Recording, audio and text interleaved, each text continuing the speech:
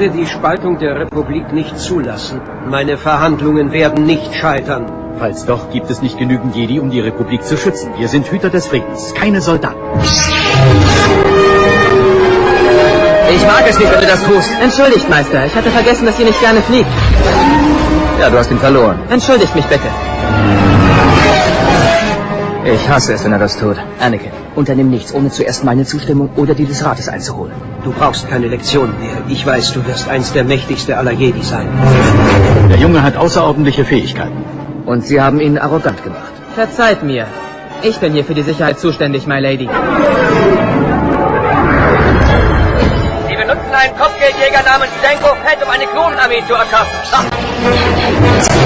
Wir müssen sie aufhalten, bevor sie kampfbereit sind. Eure Klone sind sehr eindrucksvoll. Sie werden ihre Aufgabe erfüllen. Deswegen hasse ich das Fliegen. Das ist eine Krise. Der Senat muss den Notstand ausrufen. Als erste Maßnahme werde ich eine große Armee der Republik zur Abwehr der wachsenden Bedrohung durch die Separatisten aufstellen lassen. Seit Gründung der Republik hat es keinen solchen Krieg mehr gegeben. Ihr müsst euch mir anschließen, Obi-Wan. Zusammen werden wir die Sith vernichten. Die dunkle Seite alles verbirgt.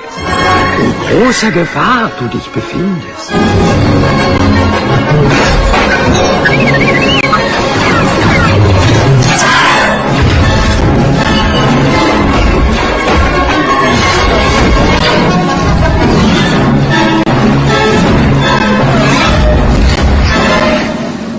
Begonnen. Der Angriff der Klonkrieger hat.